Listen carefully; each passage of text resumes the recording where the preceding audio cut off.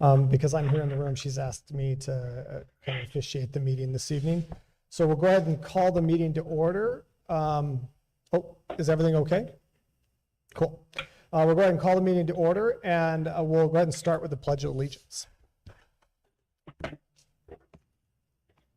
I pledge allegiance. I pledge allegiance to the flag of the United States of America And to the republic for which it stands, one nation, under God, indivisible, with liberty and justice for all.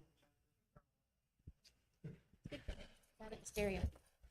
Thank you very much. We'll go ahead and move on to the next item. Roll call, Ms. Palacios. Governing Board President Denise Reese. Here. Governing Board Clerk Dr. John Sparks. Here. Governing Board Member Sherry Lowe. Here. Governing Board Member Kevin Opalka, absent. Governing Board Member Nicole Warner. District Administration Superintendent Dr. Manuel Valenzuela. Present. Assistant Superintendent Scott Downs, absent. Assistant Superintendent Brett Bonner, absent. Chief Financial Officer Lisette Huey. Here. Thank you very much. We'll go ahead and move on to the next item on the agenda, which is approval of the agenda. Dr. Valenzuela. Yes, sir. Dr. Sparks, after your review and consideration, I'd recommend approval of the agenda as it was revised. Thank you very much. We have a recommendation. Do I have a motion? So moved. Motion and a second. Any discussion on the approval of the agenda? Seeing no discussion, all those in favor say aye. Aye. Any opposed? Same. Aye. Any opposed? Same sign. Thank you very much. Apologize. I'll give a little delay. Yeah.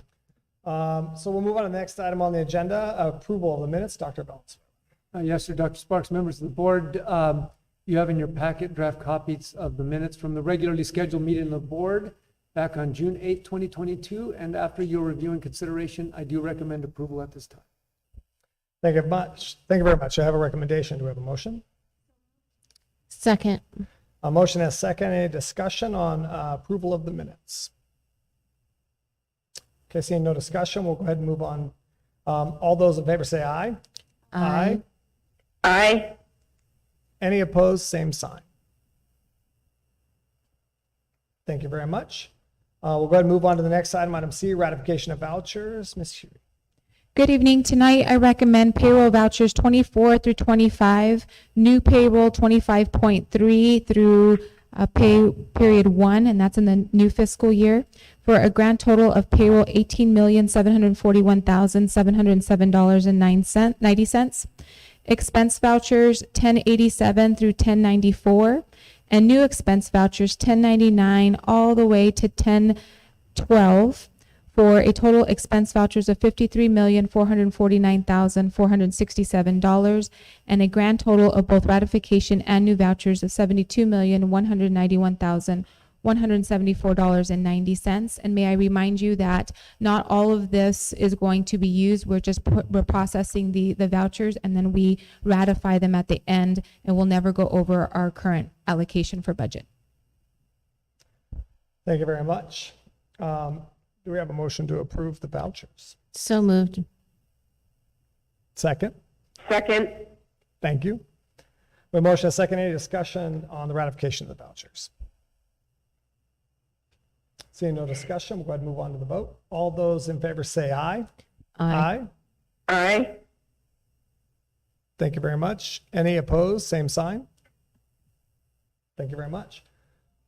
We'll go ahead and move on to the next item on the agenda, Superintendent's Report. Dr. Valenzuela. Yes, sir. Thank you, Dr. Sparks. And in a rare moment throughout the course of the board year, I actually do not have a formal report this evening. Thank you. Thank you very much. We'll go ahead and move on to governing board reports. Ms. Lowell. No report. Thank you very much. And then, so next would be Denise. Did you have a report this evening? I do not have a report this evening. Thank you very much. Ms. Warner? Thank you very much. And I too will suspend a report for this midsummer meeting also. So we'll go ahead and move on to the next item on the agenda, which is call to public. I'll go ahead and read the guidelines. Consideration and discussion of comments and concerns from the public Those wishing to address the governing board on items not on tonight's agenda may do so at this time or at the board's discretion at the time the item appears on the agenda. Speakers are requested to hold their comments to 2 minutes or less. 20 minutes will be allocated for both online and in-person comments, and in accordance with Arizona open meeting law, board members may not respond, comment, or ask questions of speakers regarding issues not on the agenda. Any comments not read during this agenda item will still be entered into the public record. And I only have one call to public. Thank you very much. So first person of that call to public this evening is Jenna Riley. Did I say that correctly? Yes.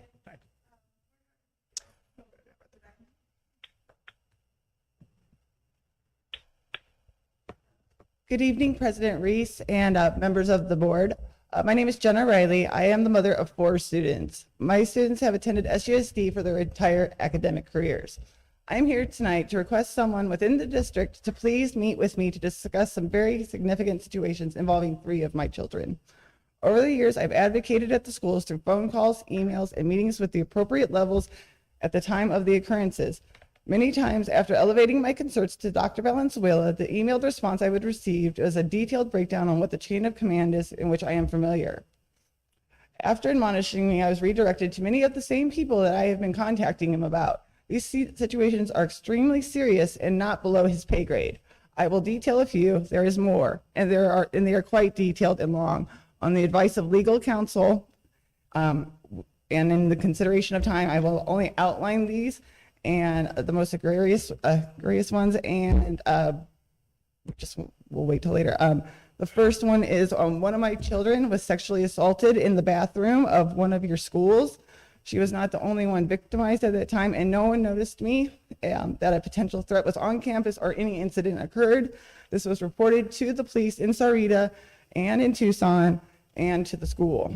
Another child who is autistic and a twin was refused testing or evaluation for an IEP and withheld services to assist with his education. He received almost no interventions. It took 5 years of constant calls, meetings, advocacy, and me having to resort to drastic measures to force the school to test him, which he did eventually receive an IEP. But 5 years of daily triggering and harassment has negatively impacted his life for the rest of his life. Sorry, I'm missing a page. And then I'm missing a page here, but he also has a twin, and his twin was also retaliated against with the same person. They have had to seek PTSD, and they have a 504 just because of this situation, and it's very ugly. There's other ones too, but my request is that somebody talk to me.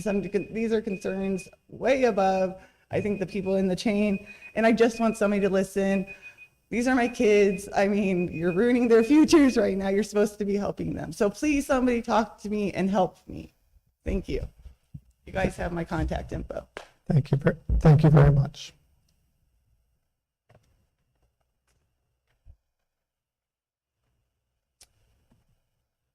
We'll go ahead and move on to the next item on the agenda.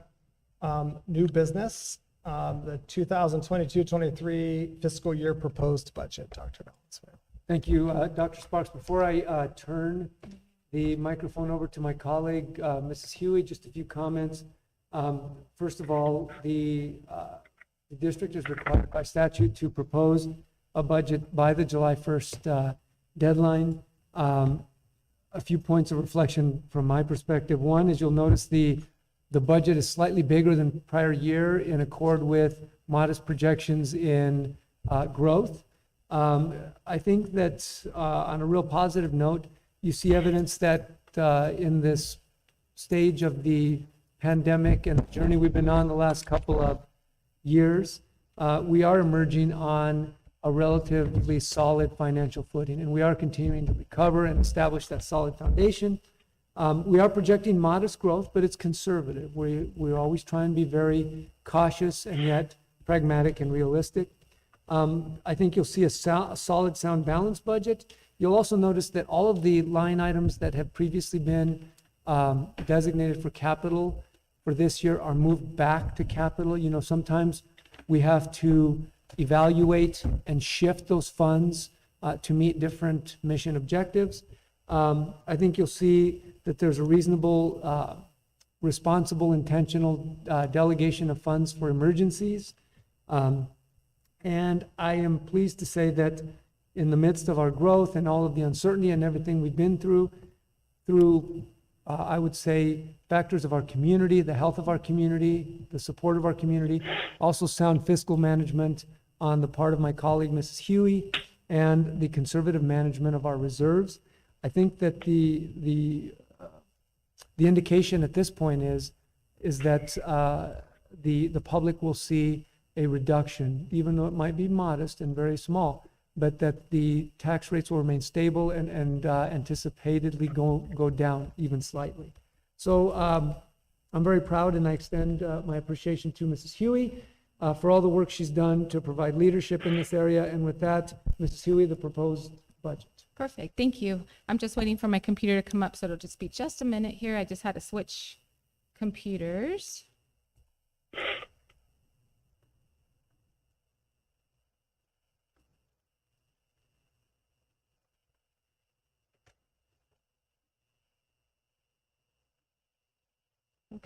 Okay. Thank you, Manny. Okay, tonight I have the proposed budget summary for fiscal year 23. And then the next slide is basically the wheel and kind of how the budget process works. If you go ahead and click again for the next slide. Basically, we're working in 3 fiscal years. We start with fiscal 21. Go ahead and click again, please. And we start with the fiscal 21 is still in the budget 75 was created, and that's the information that we use to actually finish our revised budget that we just revised, that the board just approved in May. And with that information, we were able to revise our budget, increase it for the fiscal year, and then whatever information comes from there, go ahead and click again, please. We're currently working in 2 fiscal years, so completing the AFR, trying to close our books for this fiscal year so we can end 22, and then that information will then, if you click again, it'll go to the proposed budget for fiscal 23. So as you can see, there's many factors of the budget, and we're always working in 3 fiscal years. After the proposed, we hold a hearing, and then we adopt the budget, and it goes through that circle again. Next slide, please. These are just some examples of the funding formulas that go into the budget. There's various, and there's probably more that are in here that get calculated. But basically, we start with the equalization formula. We have the base level support, our teacher experience index, our transportation support level, tuition revenue, budget balance carry forward, budget overrides, transportation revenue control limits, base revenue control limit, and equalization. And each of those have their own set of calculations that ultimately get funded with the budget in this fiscal year, specifically for M&O. Next slide, please. So the next item that we're talking about is the maintenance and operation and the base funding formula. And the way that it works, if we go ahead and, yeah, thank you, is the way that you calculate the BSL, which we'll refer to as our base funding level, is we take our current year weighted ADM and we multiply that by our base level support. And that base level support for this upcoming fiscal year, for fiscal 23, we're estimating it at 2% inflation. We understand that the legislature has not made final determinations yet, but I think conservatively we can go ahead and estimate that 2% for inflation. Additionally, for our current year weighted ADM, we are increasing that amount to a 2%. So we're expecting a 2% growth with this budget formula here. Then you take that information, you multiply that by our TEI, which is our Teacher Experience Index, and our district receives a 1 for that. Additionally, we calculate the district's transportation revenue control limit, and some factors include the ridership and miles. Both of those amounts are equal to our revenue control limit. Next, click, please. One more time. And that's how we derive to our revenue control limit. Next slide, please. There's some additional factors that we can add on to our maintenance and operation. There's some adjustments. The first one at the bottom is our override. So as you know, we currently have a 14% override, and that is included in the additional and the formula. Additionally, we take our tuition revenues, and that's specifically for our high school students that come from Continental. And then we have our other adjustments, which are energy payments that come off the top. As you know, we had the solar energy, and that's on a payment plan, and so the amounts will differ from year to year. Then we have our DAA, which is our District Additional Assistance, and M&O if there's any movements. But like Dr. Valenzuela mentioned, this year, this proposal for the next fiscal year, we're not requesting any movements from DAA to M&O. Additionally, we have our Proposition 123, and those are the monies that the legislature passed in 2016, and it's scheduled to sunset in fiscal 26. Also in our calculation is our projected carry forward, because as you saw in the first diagram, we're in 2 fiscal years. So we're completing our current fiscal year and trying to pay all those bills. And once we know what that amount is, and we use that information in our revised budget. So for now, we're projecting, we have a projected carry forward. Next slide. And that information is in our, that totals all of our maintenance and operation allocation. Next slide.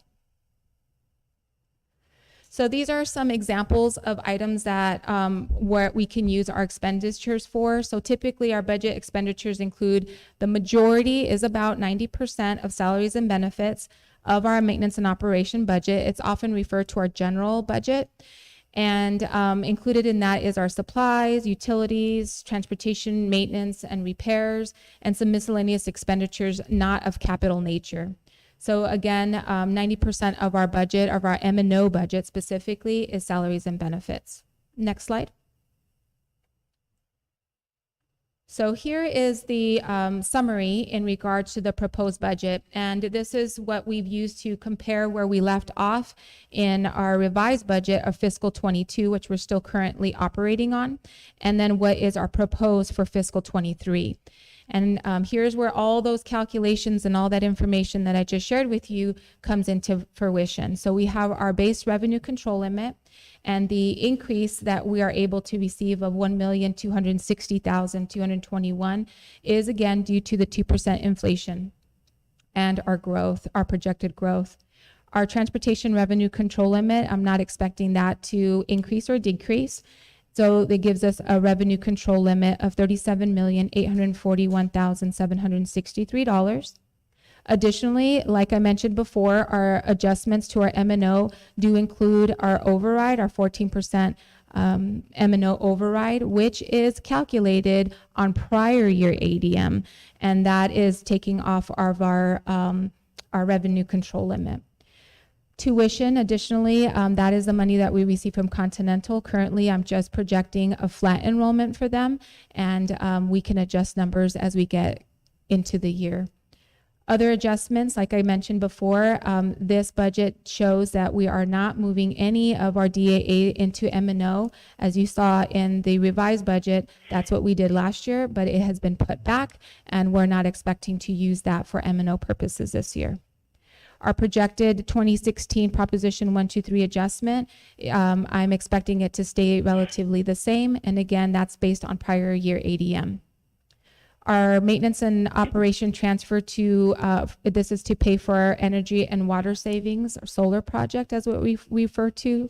That payment is expected to go down this year. And so we're able to collect some additional revenues from that as well, or some less transfers at that point. So that brings our total M&O allocation to $44,213,815, and our current projected prior year carry forward, meaning estimated from this current fiscal year, is $6 million, for a total of our maintenance and operation budget of $50,213,815. Next item that I'd like to present is our DAA funding formula. And like most of the time, we're told that we use current year funding, but there's, as you can see in some of the formulas, we still use prior year allocations. And so for our DAA, we have our prior year ADM, which basically that does not include, it doesn't adjust for any student weights. The only thing it adjusts for is really our high school weight and our it's our pre-K through 8th. And then we also have an adjustment for our high school students. So those are the amounts that we get for each of the students in those categories, but we're not given the funding formula as far as like the weighted information. It's based off of prior year ADM. So I just wanted to highlight that this is same funding that we've received for approximately the last 20 years. This amount has not gone up. If anything, the restoration of our capital was only presented last year, and hopefully it continues here in the next fiscal year. So I'm projecting that we get our same calculation that we received in the last fiscal year. Other adjustments to our district additional assistance, again, like we mentioned, is our overrides. We are very fortunate in our community to have the support of our taxpayers and the community members. And so we have currently a $1 million override that we're able to add to our district additional assistance. And then again, tuition revenues, we do receive some tuition. A portion of that goes to our district additional assistance for the revenues that we receive from Continental for educating the high school students. And then other adjustments, again, like I mentioned before, it can go either way, DAA or M&O, and we didn't move any funds this year. Additionally, we can add any interest earned and then any state reductions. Again, this current budget that I'm proposing tonight for fiscal 23 does not include any state reductions at this time. And also included in this formula is our projected carry forward for our allocation of DAA. Next slide, please. This slide just gives an example of some of the items that can be purchased through our district additional assistance. This includes our furniture and equipment, transportation, land and building improvements, technology, textbooks, libraries, and instructional aids. Next slide, please. And let me just get my... And on this slide is basically the summary for our fiscal year proposed budget 23. And I'll go through the same process that we've done before, where we compare and we adjust our proposed budget to our current revised budget. And so for our district DAA revenue limit, because it's based off of prior year ADM, we did see some growth from fiscal 21 to fiscal 22. And therefore we're adjusting for that. And so you see an increase of $260,074. Additionally, we're keeping the tuition revenue flat for right now for Continental. And then again, our capital override that is currently in place for $1 million, we're able to add that. There's no change there. And the DAA M&O, the DAA moved from M&O or to M&O, vice versa. There is none, so we've left it intact. And then there's no other adjustments at this time. The interest, I usually capture the little bit of interest that we receive. We usually capture it at the end so that we can go ahead and carry that forward. So our total DAA allocation without any carry forward is $3,970,454. And our carry forward projected currently is $1,578,338 for a grand total of $5,548,792. I've been looking at a lot of numbers lately. And with that finalizes the budget presentation, and I'm happy to turn that over to Dr. Valenzuela for any questions that you guys may have. And at this point, as I mentioned, in accordance with statutory provisions, I do recommend approval of the proposed budget as it was presented. Thank you very much. We have a recommendation. Do we have a motion? So moved. Thank you very much. Motion and a second. Any discussion?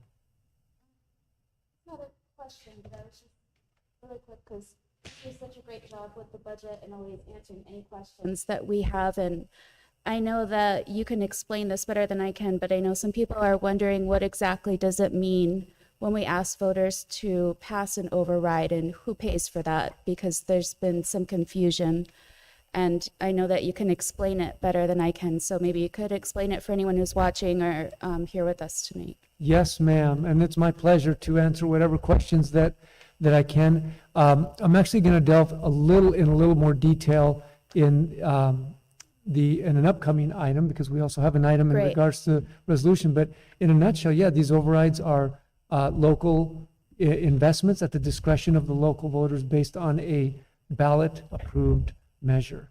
And I certainly will provide, hopefully, some meaningful specific feedback to that point. Thank you. Any other discussion? Okay.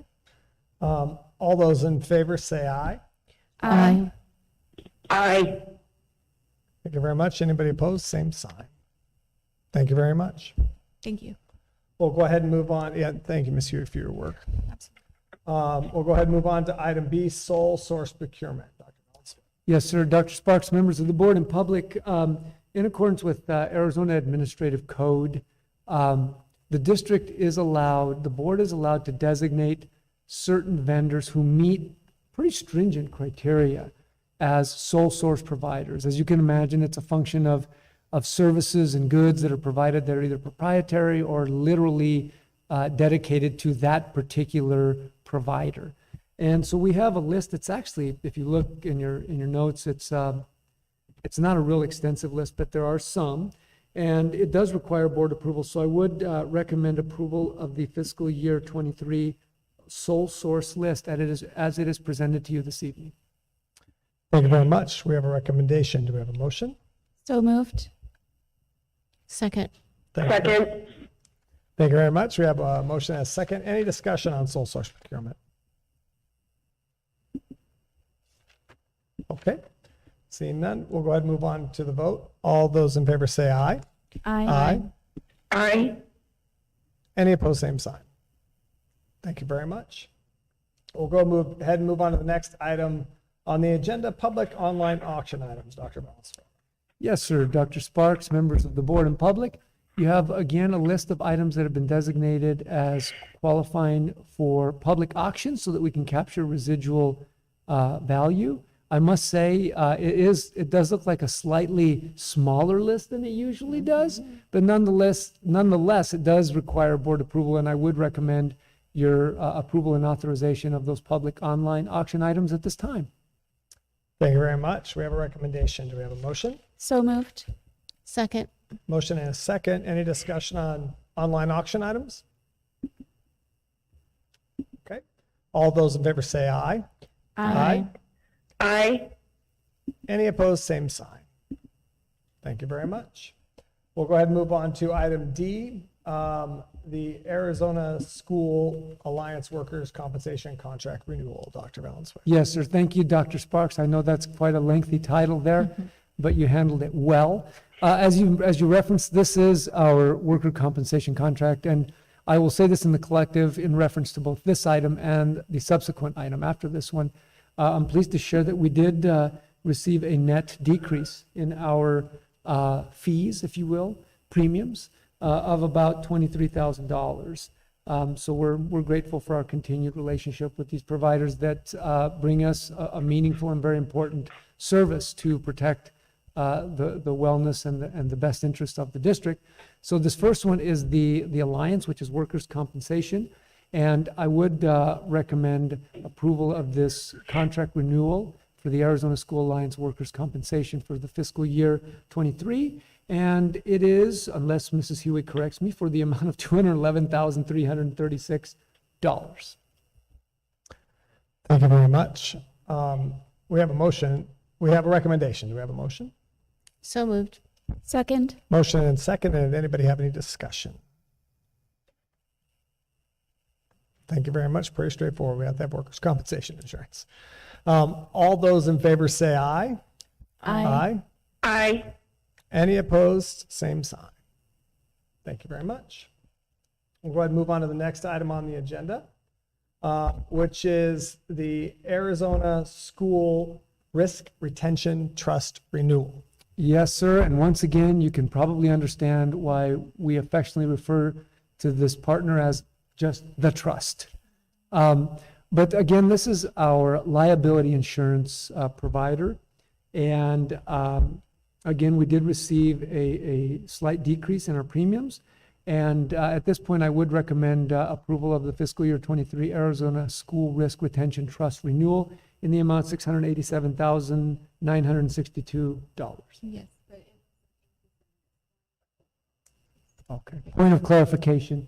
The net effect was a reduction of 23,000. This one had a slight increase, but the net effect for both of them Is a decrease. is a decrease. You're correct. Yes. So thank you for that point of clarification, Mrs. Huey, and I would recommend approval of the Arizona School Risk Retention Trust renewal as presented.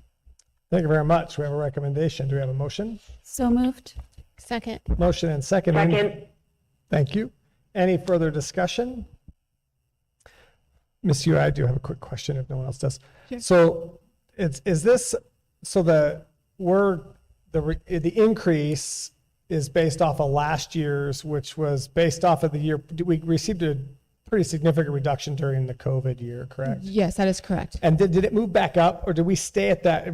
We didn't stay at that reduced level, went back up the next year. So this is off of that back up to what would have been the original amount for the year prior. And you're speaking on behalf of the Alliance piece of Yes. it, which is the workers' comp, correct? Yes. So currently, yes. Now they'll still run our payroll and they'll look to make sure that there was an additional workers' comp and then they'll Okay. adjust accordingly. So it could be lower, or it could be higher. Okay. But they're taking the information as of right now, this current fiscal year in 22 for 23. Okay. And so great. that showed a decrease. Okay, great. Yes. Thank you. Because I know that year we got a big, sizable, because we just didn't have the amount. There was significantly less risk. Correct. Right. That's correct. Thank you very much. Any other discussion? Okay. All those in favor say aye. Aye. Aye. Thank you very much. Any opposed? Same sign. Thank you very much. We'll go ahead and move on to the next item, which is item 9, new business resolutions to call for elections. Dr. Sway. Yes, sir. Thank you, Dr. Sparks, members of the board and public. I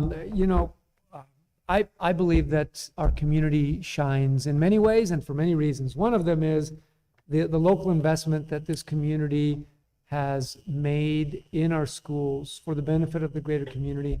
And I know I can speak that this has been an important part of our community in the 17 years now that I've been affiliated, and certainly my 12 years as superintendent. Again, these items are local investments that elevate the quality of our educational programs, which then we believe benefits our economy, our workforce, and the overall quality of life here. I want to stress these resolutions are not new. In fact, the M&O Override, I think, has a history dating back to the 1980s. But I wanted to highlight a few points and then show a few graphics. It's intentionally an investment in programs that, as a community, we've defined as being part of a strong, quality, well-rounded education. It's our belief that this investment helps improve the quality of education and make the community better as a whole.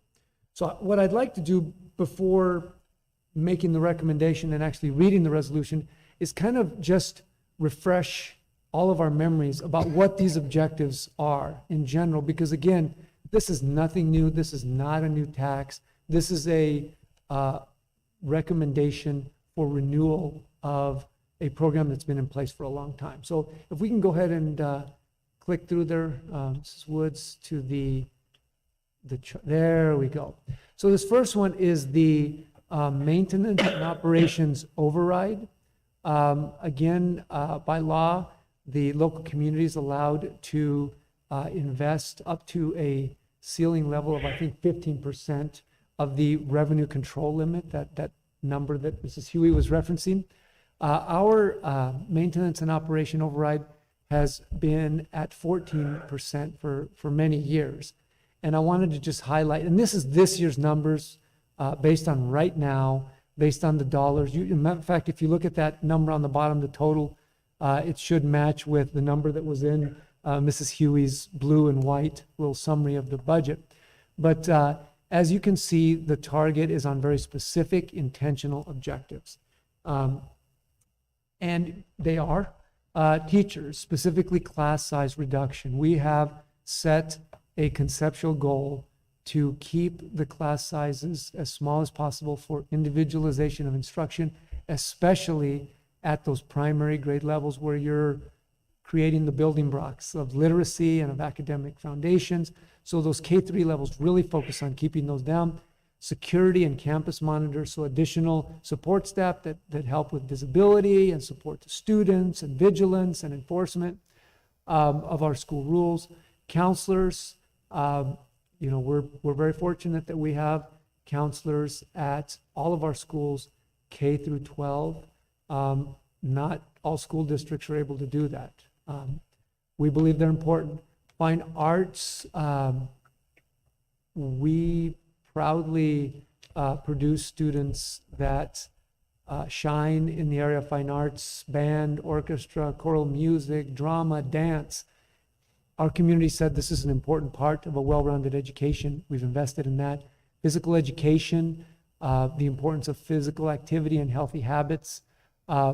We have a physical education specialist at all schools. So we have physical education K through 12, instructional paraprofessionals to support, along with the certified teachers, the individualization of instruction, teaching at the appropriate level, building strong academic skills, facility operations and maintenance, making sure that, these buildings, whether it's the newest one that's maybe, already 3 years old, or some of the older school buildings that are 50 or 60 years old, that they are safe, they are well maintained, they're efficient, and they run well, and they're clean. So this pays for positions in facilities to support a higher level of service. NJROTC, I think the board is very well aware of what a special aspect and what a unique factor that provides to the education of our young people. Career and technical education and preparing students for post-secondary education and workforce in today's very complicated technical world. Athletic programs, we see that athletics for many of our students is a vital part of learning invaluable life lessons and opening doors of opportunity for post-secondary education and success beyond the high school level. Program sponsors, in that same spirit of finding a niche for all students, we have a multitude. I know our high schools each have like 50 clubs. So things like Honor Society and the Honor Societies for different specialized areas and student council, these support stipends for those programs. So I think, again, if you look at all of those are programs where hopefully in the back of your mind, you have examples and thoughts of how our students are shining and our staff and what we invest in them is yielding significant fruit. As it says there, currently over 100 staff positions are supported by the override. So that is the override. Similarly, in district additional assistance, what you'll see is the same themes, that there's intentionality and there's specificity. So Mrs. Huey mentioned how the funding 20 years old. I know that the funding levels were set at the Great Recession levels. I always think of 2008. And as that situation kind of played out, even at those modest budgetary levels, as Lizette kind of alluded, and you remember when we did the budget, this is what was allocated, and many years the actual funding was like at 25% of that. And even more. And even more, sometimes, yeah. More. So this DAA override has provided a vital local investment to the equipment and the resources, the capital improvements that we need to keep our schools safe, to promote security, and to elevate a high level of educational excellence in a time when, well, everything's going up, as we know, in price, but the price tag of the vital tools like technology, like instructional resources, like equipment and athletics and music instruments. I know that several of the board members are band parents, and for example, I know a French horn is in the thousands of dollars. Dr. Sparks, I believe your son plays the horn, and you can validate that that's the case. I know that from parents I've talked to and athletic directors, that the price tag of outfitting a varsity high school football player is about $1,000, and that was a few years ago. So these investments help support those goals. But again, very specific. It's $1 million, $275,000 we've been using for improving the facility, whether it's improving access from a security standpoint, access locks, related software, making sure that we replace the HVAC systems and we modernize and we upkeep those things. Technology resources, whether it's network or devices. We try and buy 2 buses every year, at least. Well, with inflation, hopefully we can continue doing that. But I'm real proud to say that when I came to Sahuarita, we heard from our community that climate control buses, as those hot days in mostly at the beginning and toward the end of the year, that we needed air conditioning. And we had actually very few of them. Now I'm proud to say the majority of our buses are air conditioned, and we continue to move progressively toward higher percentages. We talked about the costs of fine arts equipment, athletic equipment, and generally classroom furniture and equipment. We're fortunate to be in the midst of a project to expand the capacity of both of our high schools through about $18 million from the school. Now it's called SFOB. I still call it the SFB, the School Facility Board. But there's not always enough for the classroom, the furniture and equipment. Just like you buy a house, you got to put the stuff inside. So furniture and equipment has been a part of that. So again, very basic, very targeted, very focused on important fundamental objectives to keep elevating our level of performance. So that's kind of a summary of what it is. And the reason I present that in at least some basic detail is just to convey that message that these are intentional investments and that these programs are not new. It's not a new tax. These are ongoing investments that we are required to ask the community to reinvest and renew with us. They're renewals. Okay, it's not a new tax. I'm also proud to say, and you can never say with certainty the tax rates will never go up. We can say it's not a new tax, but I can tell you with a good sense of certainty that as we're, albeit in the midst of finalizing the details and the numbers of the projected budget for next year and its implications, that I'm proud to say through our community growth, the greater good and the common ground of our community, coupled with really sound intentional fiscal management, things like refinancing a significant amount of the district's debt at really, really, really low interest rates, combined with maintaining a strong savings account so that we can pay for things when it's appropriate to do that. In good faith, I can say we anticipate with total sincerity and honesty that the tax rates are not going up this year, that they're going to maintain, hopefully even slightly go down a little bit. So we're grateful for that. The programs are targeted.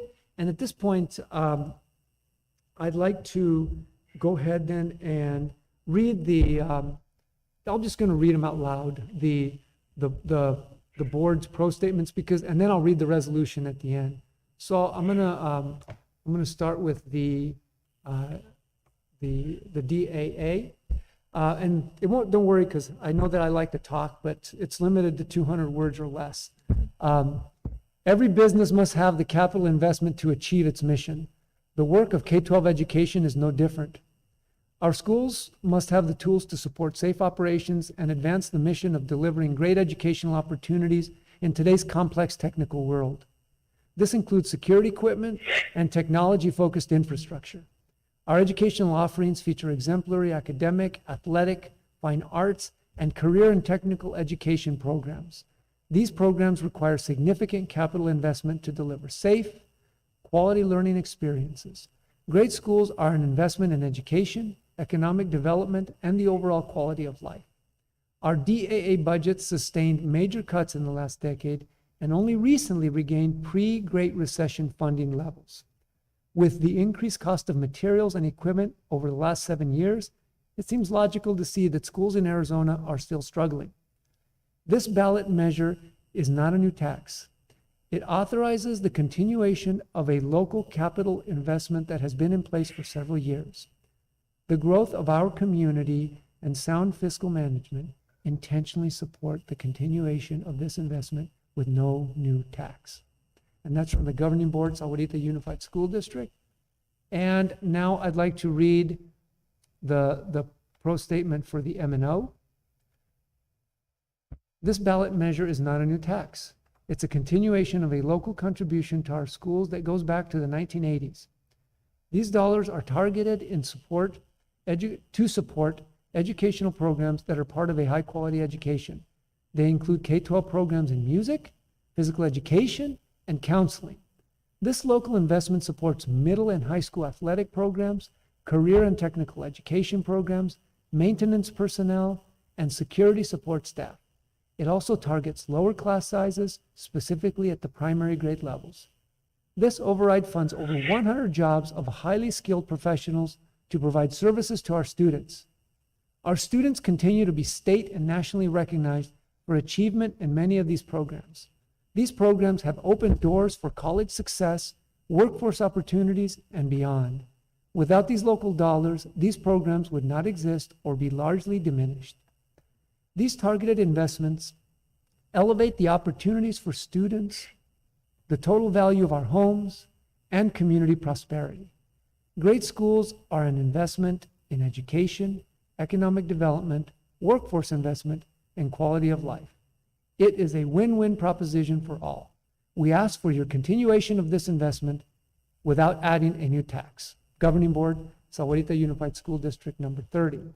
So with that, I would like to, at this point, recommend the adoption of a resolution ordering and calling a special district additional assistance override election to be held in and for the district, and declaring the deadline for submitting arguments for and against the election to the Pima County School Superintendent as August 12, 2022 at 5:00 p.m.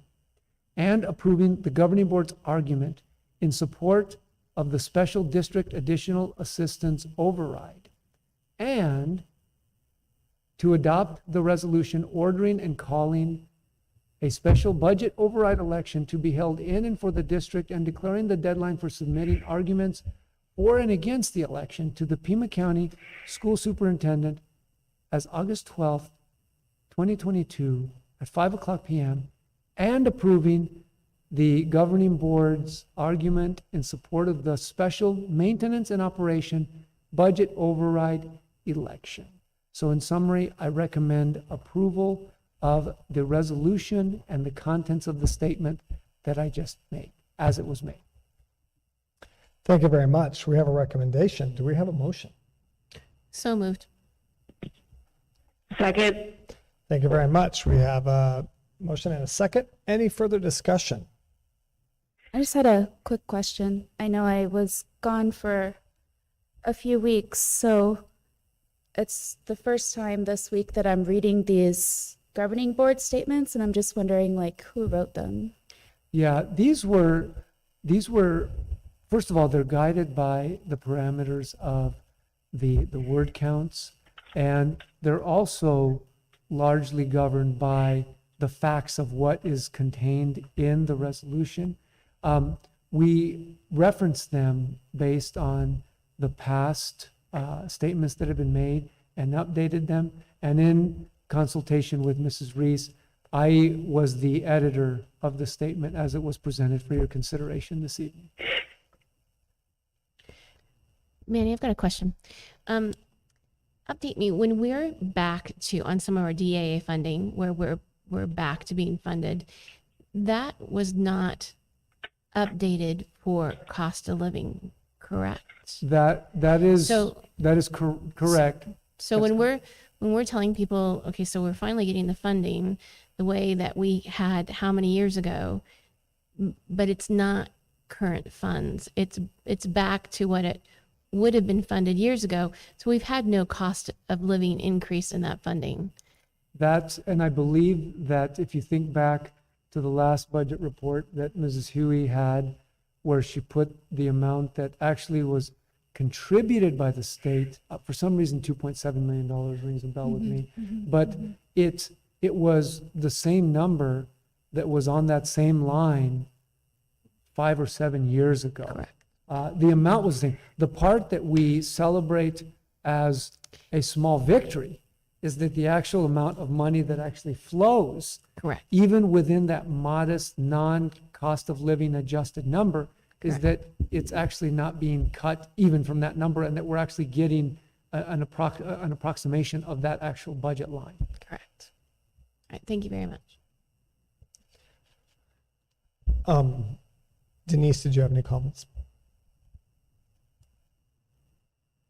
No.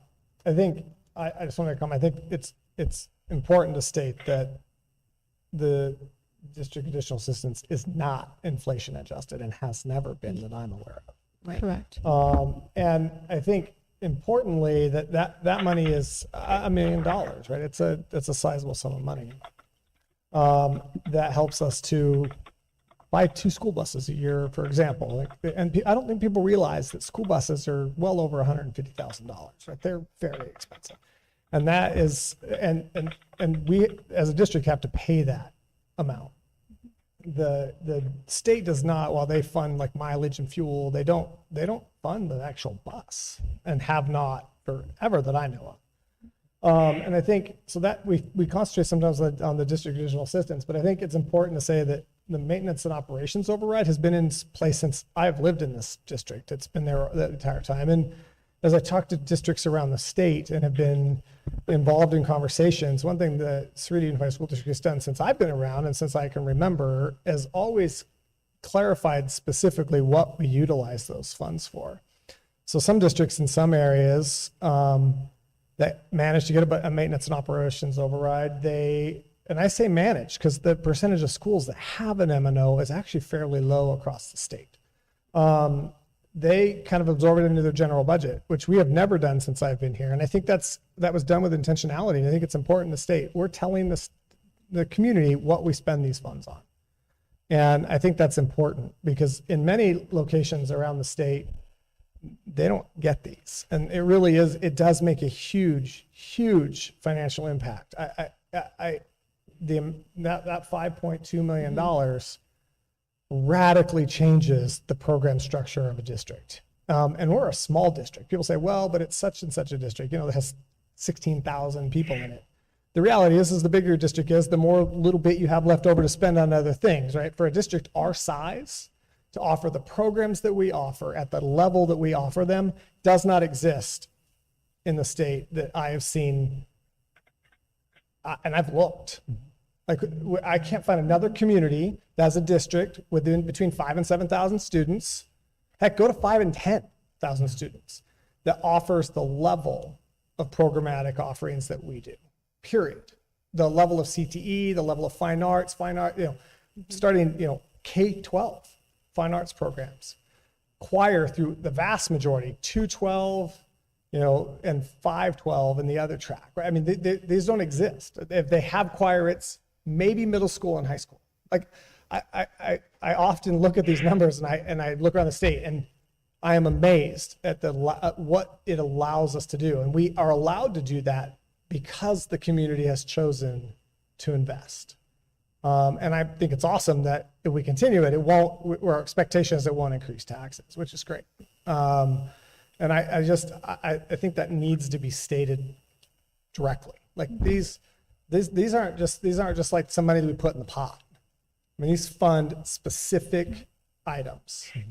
I sat at a meeting the other day and a district, individual from another district, and I said, how's your counselors going this year?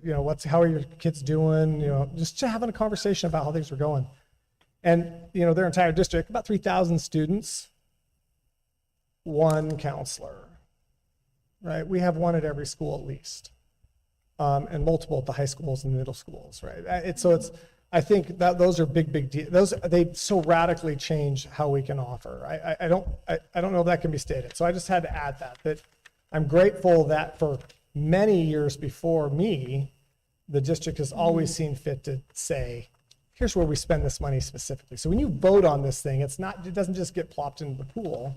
We spend it on these things. And so they understand what we're expanding. So I appreciate that. I appreciate the work. And I know that having gone through this now a couple times, it's always scary when these things go out because the financial impact is significant. And I think radically changes the educational opportunities that my children have. Having not one just graduated, but still 3 in the district, right? So that's all I have to say. I don't know if there's any other comments or questions.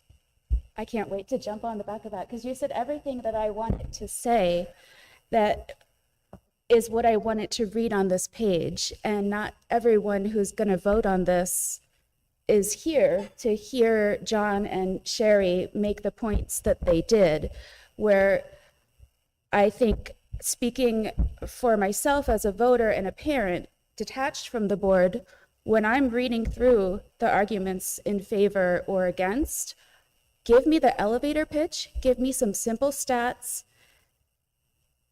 Everything they said is what I would want to know when I'm voting. I've never voted against a budget override, and like John, as long as I've been here, they've always been in place, and it's why we chose to live here and choose to live here. But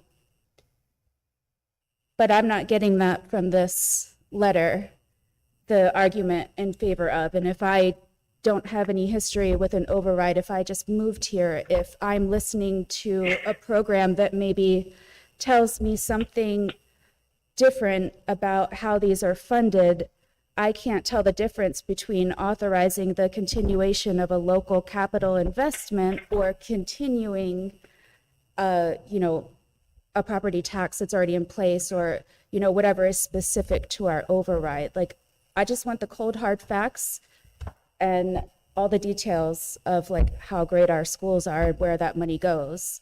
And this is why we have to keep asking for it again, because the Arizona school district budgets are complex, and these things start to expire after 5 to 7 years, and we have to come back, and this is separate from a bond, and this is, I just want the facts. And I know there's a 200-word limit, but I feel like we could take out a lot of the stuff that is telling us how important in general schools are to the community, because I think everyone that lives here already embraced that and knows that and chooses to live here because of that. Well, I couldn't agree with you more that trying to squeeze, for example, everything that Dr. Sparks said and some of those unique insights and the personalization and the meaning into something like that is really, really difficult. I think the good news in response to your points of concern is that this evening, the purpose is to approve the resolution before the statutorily required deadline. And in the historical context of what we try and what boards have previously authorized before you is really to try and create just a simple snapshot of what it is, why it's important, not just for schools, but for the whole community, and what is the essence of what it does and why it's needed. I would agree the detail is hard to squeeze in that much. The process basically starts from here. There's a separate process that involves a political action committee that individuals can choose to be involved in, that does a lot of that communication and persuasion and advocacy type work.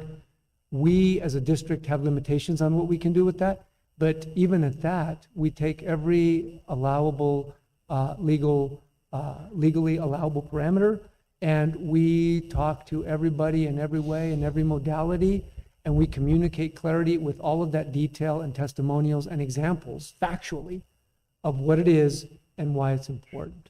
So I think the point is well taken, and I think as the course of the election approaches, we'll see many examples of where that message is conveyed. And I agree with you that it's important that those messages need to get out there so people understand. Dr. Valenzuela, may I also add that in the actual voter pamphlet, this information is in the detail. So this is almost like your cover, pro statements go, and then any arguments, but then in the detail of the actual voter Correct. pamphlet, that grid that Dr. Valenzuela showed is embedded in the voter pamphlet. And it's detailed not so much by dollar amount, because the dollar amount will fluctuate based on your revenue control limit. It's 14% of that, but the actual numbers as far as the DAA is in there, and then also on the maintenance and operations side, those line items are embedded in detail in the actual voter pamphlet. That can't be addressed yet because we're just asking for a call for the resolution at this moment. And Manny,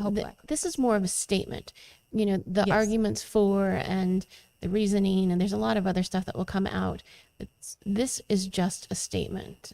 Yes, ma'am. That's It's the correct. board's official basic statement as allowed by law within the parameters of that law. But yes, I think it's important. There's a lot more to convey, and there's multiple avenues for the conveyance of that information. And if I can add too, I think that from a legal perspective, today's, this vote establishes the line at which we are held to a fairly high standard for the expenditure of time, energies, efforts, and resources of public entities for the passing or moving of an elected vote.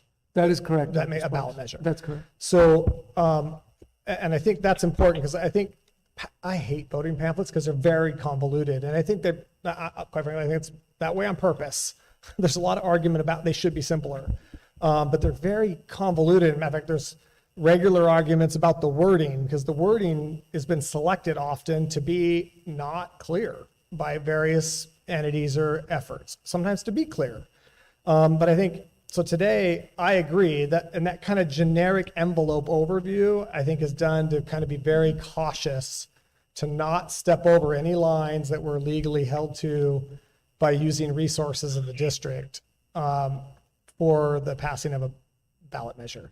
And then once we say we're doing it, we get restricted a little bit because we're the board, but the political action committee that has historically in this community been fairly robust, then they can go out and do a lot of that political side that we're not allowed to do. And gratefully, there's been I think support in this community historically. I mean, a sign always shows up at my house and goes in my yard. And Yes, I know, sir. and that's where it comes from, right? Because it doesn't come from us. So I think that's the hard thing is I remember the first time I voted for one thing, I was like, well, why can't we be very more specific in that statement? And I know there's attorneys online today probably to answer some of those questions that I don't know if that helps because I agree with you. But I've also seen that committee and that group in the community as well as positive statements that are can be a little more direct when written by a citizen versus us as a board. Have a lot kind of more direct information in it. Does that make sense? I don't know that it's kind of a step. there Yeah, is a I mean, I step. guess I wasn't hoping for like a whole mini course on, the override, and I don't want to hold up the meeting. I felt like I guess it's weird to sign something that says it's from a group that includes me. That doesn't sound like any way I would try to explain it in 200 words or less. So it just felt like weird. I don't know. I don't want to hold up the meeting. It just seemed like it was our job as the board to kind of explain things or be that bridge to the public when they have questions, but also we're kind of just not saying anything they don't already know here. I'm grateful for Denise's work on it as board president and for her leadership in taking this. And I understand what you're saying, but I just appreciate her work involved in the letter. Any other comments? Okay. So seeing no more comments, thank you everyone for the discussion. We'll go ahead and take a vote. And all those in favor say aye. Aye. Aye. Thank you. Anybody opposed? Same sign. Thank you very much. We'll go ahead and move on to the next item, the consent agenda, Dr. Lutz. Yes, sir. Dr. Sparks, members of the board and public, you have a list of routine consent matters that may be considered in one motion. And at this time, I do recommend the approval of the consent agenda in its entirety. Thank you very much. We have a recommendation. Do we have a motion? So moved. I got a so moved. So moved. I got a so moved, I think, from both of you at the same time. Second? Thank you. Motion as second. Any discussion on the consent agenda? Okay. Seeing no further discussion, we'll go ahead and move to the vote. All those in favor say aye. Aye. Aye. Any opposed, same sign. Thank you very much. We'll go ahead and any possible future agenda item considerations? Thank you very much. We'll go ahead and move on to establishing the next board meeting, which will be July 7th here in this building at its normal time. And there is no executive session. So do I have a motion for adjournment? So moved. Second. Motion and a second. Any discussion? All those in favor say aye. Aye.